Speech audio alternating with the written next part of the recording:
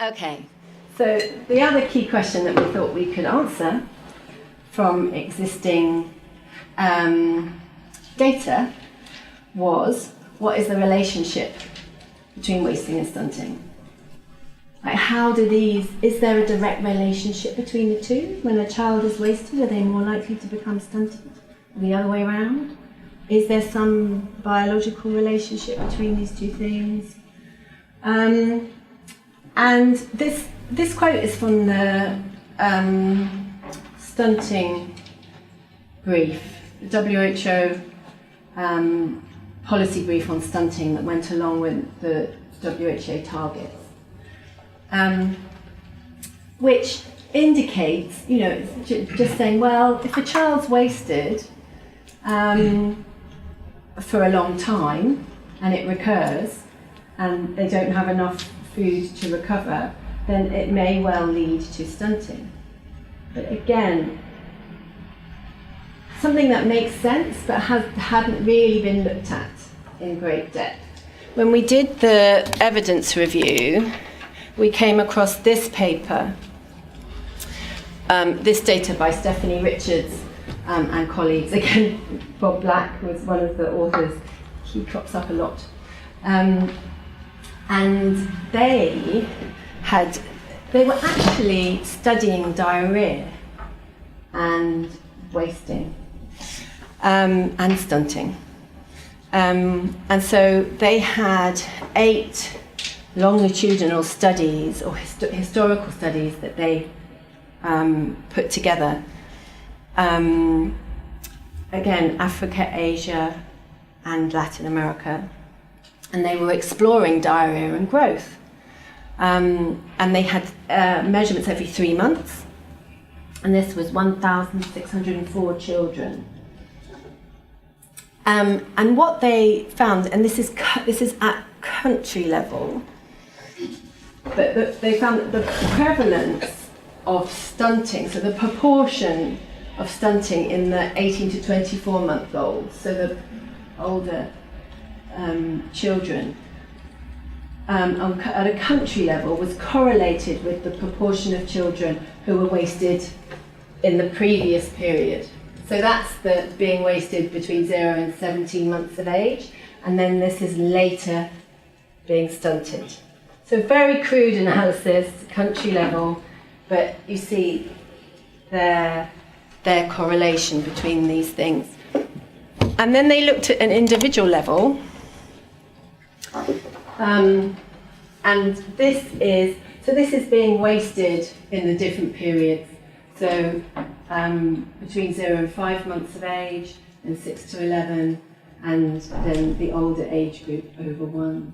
And across means that they were wasted in that period. And then this is their mean length for age.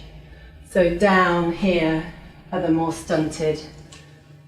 Here is not being stunted at all. And so what they found was that there wasn't really being wasted in this initial 0 to 5 month old period didn't seem to have such, a big effect. But being wasted in these later periods, so more recently wasted, had an effect, had a larger effect on the linear growth.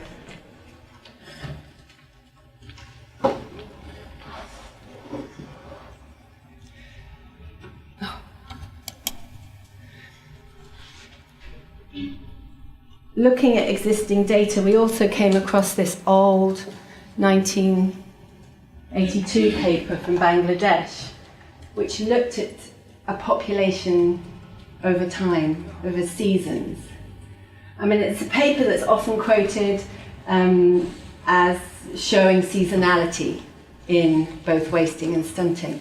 But the thing that we found interesting in this paper was that the peaks and troughs in wasting and stunting aren't at the same time. That the peak in stunting, so let me find the right bits.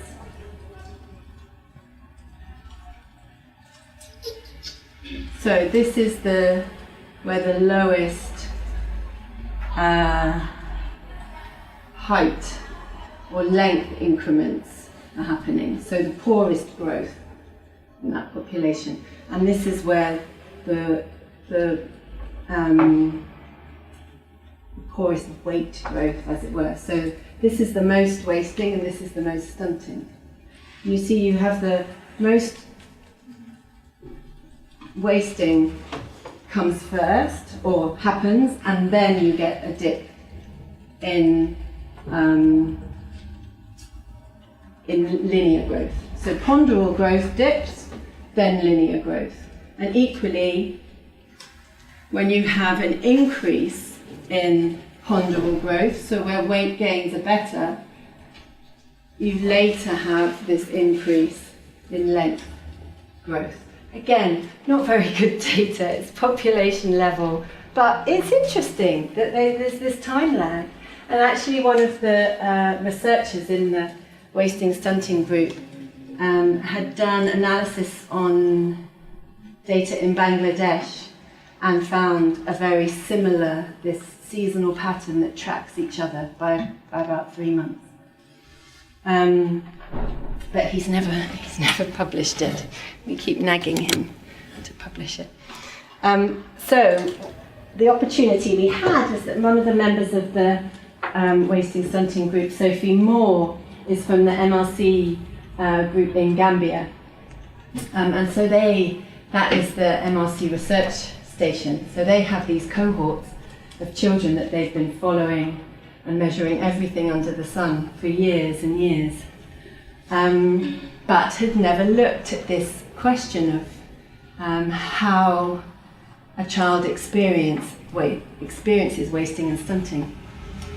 So we decided to look at data from the Keneba clinic in the Gambia. And the data goes back to 1976. So it's cohorts of children, not the same children, new cohorts coming through. And they had 5,000 subjects and about 12, on average 12 observations per subject. And here come whenever I get to these graphs, I go slightly cross-eyed. So what they found was, if you look at children who end up stunted, so at age 2, we kind of say, well, before 2 it might be reversible, after 2 not so much, although that's questioned these days. But if a child is stunted when they reach 2 years of age, what this is looking at their experience prior to that. So let's just look at the boys for now. And the different colour lines mean that they were born at different times. That's really not the key thing to look at here. The key thing to look at is the difference between the solid lines and the dotted lines. So the solid lines are children that by the time they reach 2, they are not stunted. The dotted lines are children that by the time they reach age 2, they are stunted. And this is their experience of wasting from birth. So this tracks their level of wasting up to the age of 2. And so the key thing here is that these are the non-stunted children. They start similarly to the children that end up being stunted. But where the difference comes is at about 4 months of age, the children that are going to end up stunted experience much more wasting.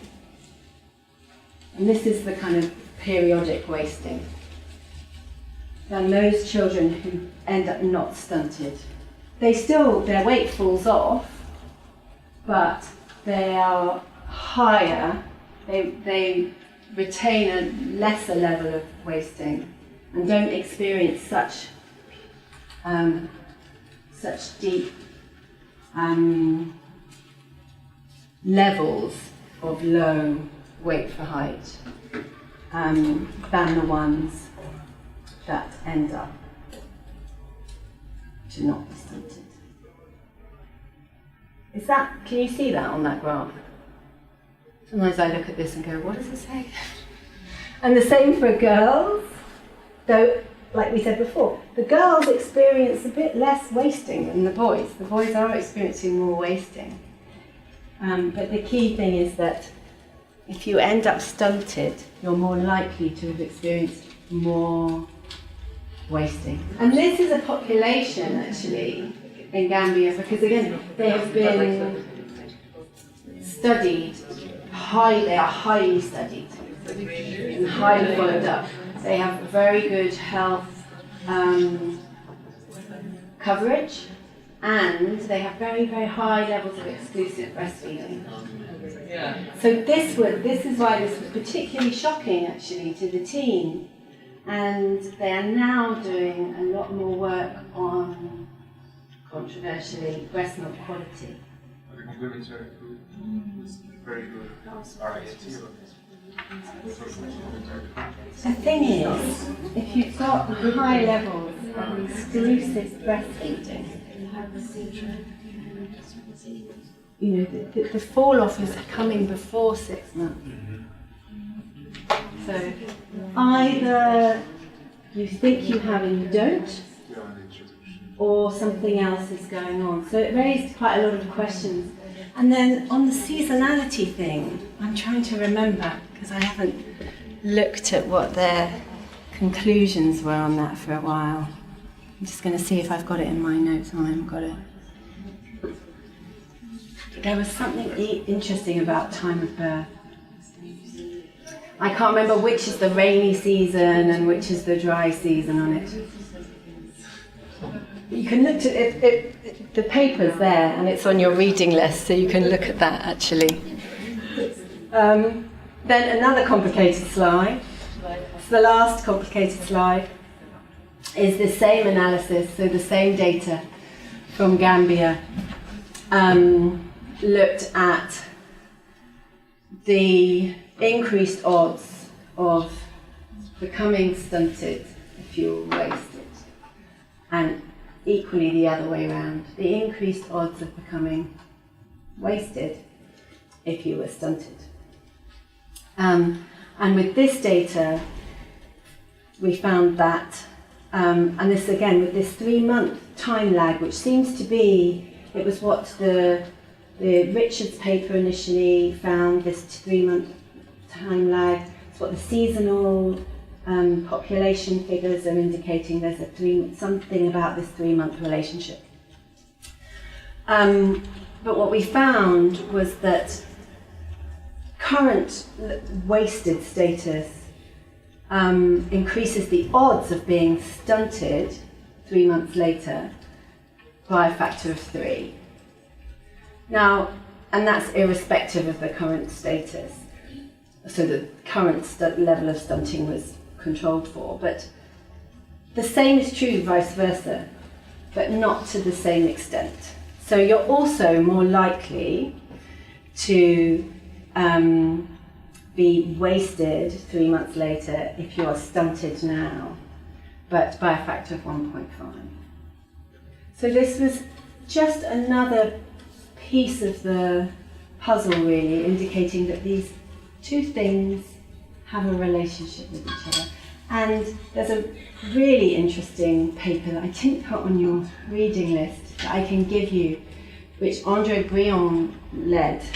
And it's it's a sort of thinking paper about what might be the biological, physiological mechanisms in the body that are responsible for this. And it looks at some data that we have from animal models, because we still don't have that much information really from a physiological point of view of what's happening with these kids as they go through these different deficits. So I'll follow up and give you that one, because it's interesting, but it's quite a lot of conjecture there. Oh, yeah, so the other piece of the puzzle that we realised we had data that we could look at was what happens when you treat children for wasting. And so we looked at children during treatment. So this is in one of the research programs for CTC in Malawi. And this is children who are receiving a normal therapeutic treatment for severe acute malnutrition. And these are the younger children and these are the older children.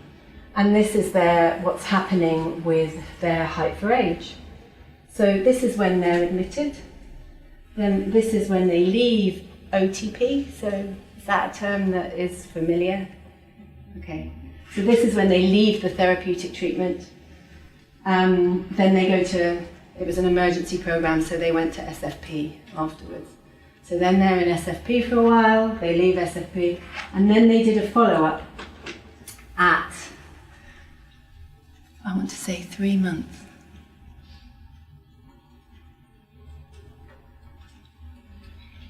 Three months after discharge. So for the small children, they're basically, their linear growth, their deficit in height for age, they're getting more stunted during treatment. And when we looked back at some old data, and to the theories around the biological model, this didn't seem that surprising, that that weight gain is being prioritized during treatment rather than gain in height. The older kids, that didn't seem to be a slightly different pattern, which indicated that during treatment, again, they are becoming more stunted or not growing, but then after treatment they pick up. And there were some old studies by Mike Golden, in fact, that suggested the same thing, that there was a certain level of weight gain that needed to be attained before height gain could restart. We also, Sheila Izanaka, who's a member of the Wasting Stunting group, looked at this in data that she had. It was a trial that they did in Niger, again, within CMAN programs, where it was actually a trial looking at antibiotic use. So it was a trial for something else, but we realised we could look at it as well from this point of view of what's happening with height in these kids. And so here, this is the weight for height of kids during treatment, and that's good, that's what you'd like to see. You'd be worried if that's not what you were seeing. So their weight for height is going up, and this is when they are discharged. And then you see it continues to go up, but at a lesser level, which is absolutely what you would expect. So this is when they were discharged at 0, and then these are weeks. They followed them up weeks after discharge.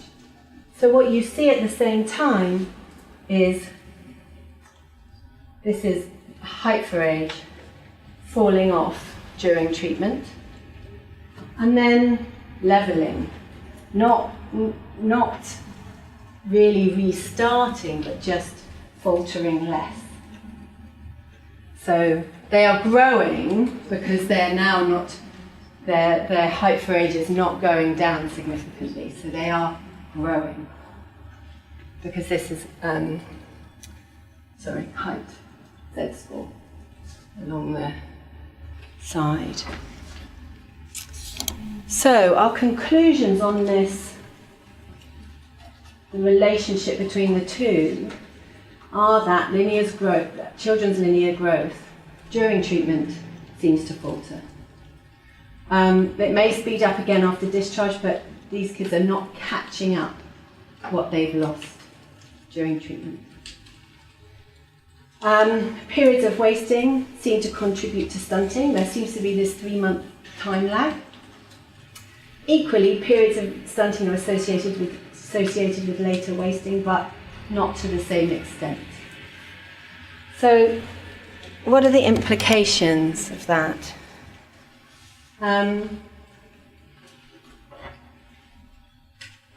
basically, we feel that we're missing something by dealing with these things. We feel that this is really enough evidence to show that we're missing something by dealing with these things so separately, including in research programs. The fact that so many of the research, the pieces of data that we've been getting hold of have not been looked at. You know, if a program is looking at wasting, they've looked only at wasting. Stunting hasn't been looked at. Really, the time has come to stop doing that. We have to look at both of these things together. And we have to look at what are the implications for our programs. There's lots of things to work out, but we have to look at what the implications are. And then the other implication is that, as you said earlier, coverage for treating even severe wasting is still woefully low, despite us having ways to deal with it. And it's likely that that is actually also limiting the growth of large numbers of children, because the longer your period of wasting, the longer your period of poor linear growth is. So we talk about stunting prevention. Actually, early identification and proper treatment of wasting with high coverage may have a role in stunting prevention. So what's next for us as a group? We developed a policy brief. It's 2 pages, which, as I said, all the papers have now been published. And we developed this policy brief based on the evidence that we'd come up with. We'd love you to stay engaged in this area. It's changing all the time. There's our website for the Wasting Stunting group. ENN, I'm sure Marie told you about the ENN Facebook, Twitter. You know, any thoughts you have from me today, do share them up there. Thank you very much. Thank you. Yeah.